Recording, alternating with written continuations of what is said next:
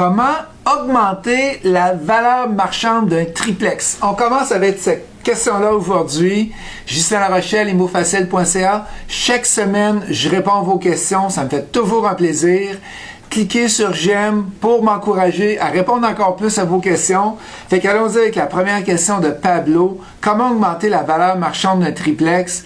Ben, le principe est assez simple. C'est qu'il faut que tu augmentes tes revenus et il faut que tu diminues tes dépenses. Fait qu'augmenter des revenus, ça peut être de faire des rénovations dans l'immeuble, ça peut être d'ajouter un autre logement, ça peut être de louer l'immeuble avec meublé. Tu augmentes tes revenus, mais diminuer tes dépenses, ben, c'est peut-être l'électricité, le câble que tu vas aller mais renégocier. Il y a plein de techniques, mais c'est tout le temps ça. Plus il en reste à la fin du mois, meilleure va être ta rentabilité et meilleure va être ta valeur pour être capable de refinancer plus tard. On s'en va avec SF. Bonjour, j'habite en logement qui est mon adresse principale depuis 8 ans et je suis propriétaire d'un chalet depuis environ 8 ans que j'ai moi-même acheté au moment de le vendre. Au moment de le vendre, est-ce considéré comme une résidence secondaire? Je demanderais à des fiscalistes s'ils sont capables de répondre à la question parce qu'il y a beaucoup de choses à tenir compte là-dedans. Est-ce que c'est un chalet qui est 2-3 saisons ou c'est un chalet qui est 4 saisons, qui est habitable à l'année? Est-ce que les rues sont déneigées? Est-ce que le chemin d'accès est déneigé? Il manque trop d'informations pour être capable de répondre, malheureusement, SF.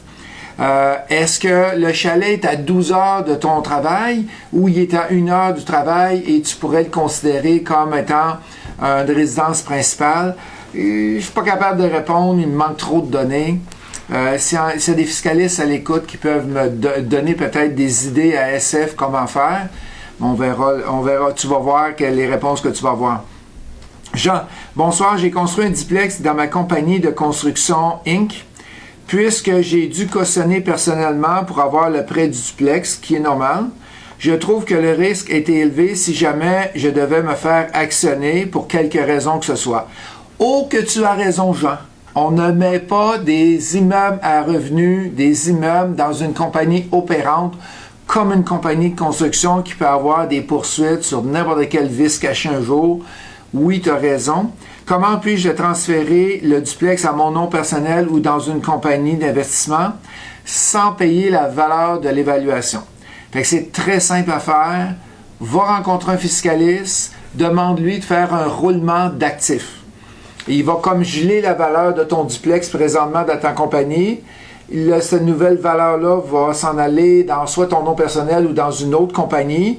Et tu n'auras pas d'impôt à payer, ça se fait assez facilement. L'impôt va être à payer dans les deux compagnies plus tard quand tu vas revendre. Fait que, il appelle ça un roulement d'actifs et c'est faisable, il n'y a aucun problème. Benjamin, bonsoir, j'ai appris en lisant des livres, j'espère que c'est les 6 miens que tu as lus, que le bon ratio maximum du multiplicateur de revenus bruts est de 12.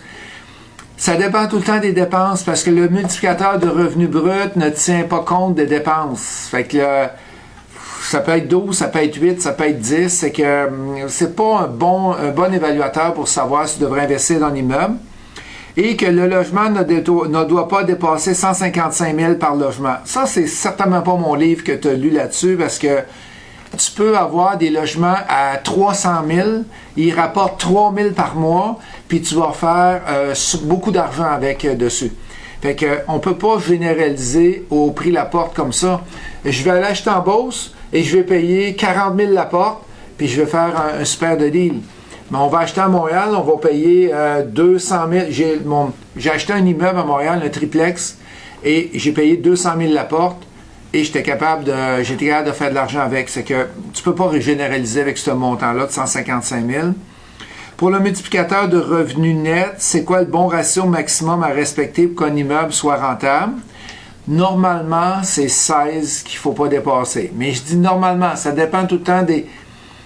il y a certains points. Des fois, c'est 15, des fois, c'est 17, mais maximum 16, c'est qu'est-ce que je vise. Et quel pourcentage de rendement net visé au moins pour que l'immeuble en question soit un bon placement. Exemple, si j'ai 25 000 de revenus sur une mise sur 400 000, ça donne 6,25 %. Est-ce un bon rendement? Ça dépend de toi, Benjamin. Est-ce que toi, 6,25, c'est assez comme rendement? Présentement, tu vois, j'ai un étudiant au coaching double qui est en train d'acheter un immeuble et il paye 4,45. Mais pour lui, 4,45 de rendement, c'est suffisant. Il est heureux avec ça. Il va refinancer. Il va augmenter ses revenus puis il va refinancer. Toi, c'est quoi? Est-ce que c'est 10 de rendement? Si c'est 10, tu vas avoir de la misère à trouver des immeubles. Ça dépend. La moyenne des 12 logements, c'est à peu près 5, 5,2 que tu vas aller chercher. Éric me pose une question. Peut-on trouver des deals avec un courtier? Oh que oui, Éric. Pourquoi? Parce que les courtiers sont souvent les premières personnes que les gens vont contacter pour être capables d'offrir des deals. Et où trouver les aubaines, ceux qu'on ne voit pas sur le marché? Souvent, qu'est-ce qui arrive? Les courtiers ne sont pas obligés le vendeur, par exemple, j'ai un immeuble à vendre. Je veux pas alerter les résidents à l'intérieur. Mais qu'est-ce que je fais? Je contacte un courtier, j'ai dit, utilise ta base de données, utilise différentes techniques pour ne pas l'afficher sur MLS ou centris.ca. Fait que les courtiers, c'est des bonnes références et ils ont des immeubles souvent qui ne sont pas sur MLS ou Centris. Coraline me demande, bonjour Justin, comment fonctionne la session de promesse d'achat pour l'acheteur potentiel qui veut la récupérer? Fait qu'est-ce qu'on a? En fin de semaine, on a justement un cours là-dessus, vendre ses offres d'achat. Fait qu'est-ce qu'on fait? C'est que, par exemple, je trouve un immeuble, je fais une offre d'achat dessus, et qu'est-ce qu'on a? C'est qu'on a un petit contrat. On a 3 contrats qui sont impliqués dans ce dossier-là. Il y a un contrat de confidentialité, un contrat de transfert, puis un contrat genre facture. Et on va aller transférer à l'acheteur directement l'immeuble. On va faire une modification sur le nom qui est sur l'offre d'achat. Par exemple, ça va être confié à Chantal. Fait qu'on part de Justin, on s'en va vers Chantal. J'aurais dû utiliser ton prénom, Coraline, excuse-moi. Est-ce que l'inspection est déjà faite? Dans des cas, oui. Dans d'autres cas, non. Ça dépend jusqu'où je veux, moi, en tant que vendeur d'offres d'achat, me rendre dans mon projet. Et ça peut être déjà fait. Est-ce qu'elle a été renégociée? Encore ici, si l'inspection a été faite, souvent c'est renégocié. Ça dépend de l'expertise de la personne qui vend l'offre d'achat. Si je vends une offre d'achat, moi, c'est sûr que je vais aller négocier, je vais aller faire l'inspection, on va me rendre jusqu'au bout parce que je suis un bon négociateur. Je suis quelqu'un qui est capable de faire baisser le prix. Toutes les conditions ont-elles déjà été levées à part le financement? Normalement, non. Pourquoi? Parce que tu veux laisser la chance à l'acheteur de faire la visite des lieux, de voir les tests de péril, de faire l'inspection. Souvent aussi, on le laisse à l'acheteur, le financement. Fait que souvent, les clauses n'ont pas été levées.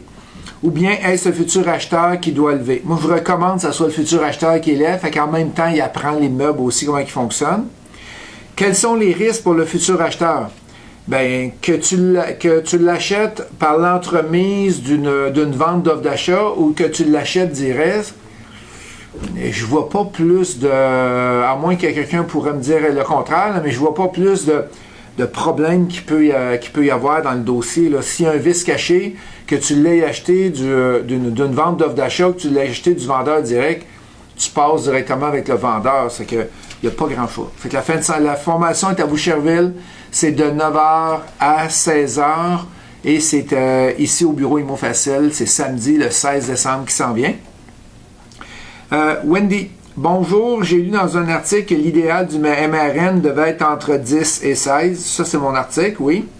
Plus la MRN est élevée, mieux c'est. Non, c'est l'inverse. C'est l'inverse, c'est que plus ton MRN est élevé, moins que c'est bon. Et je vais t'expliquer comment on calcule ça, le MRN. Fait que tu as 200 000 de valeur, par exemple, tu as 20 000 de revenus, donc ton MRN est de 10. Si tu as 200 000 de valeur de l'immeuble, puis tu as 25 000 de revenus, donc tu as plus de revenus, ton MRN est rendu à 8.